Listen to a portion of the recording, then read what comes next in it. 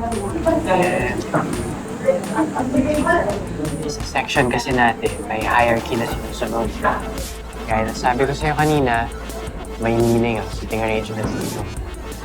At yun yung kailangan mong malaman din dyan.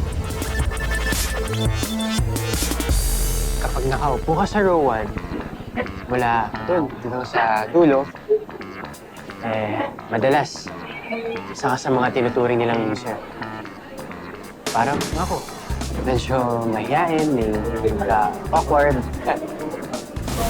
Pati na rin yung mga mabilis na takingin ng panic attack.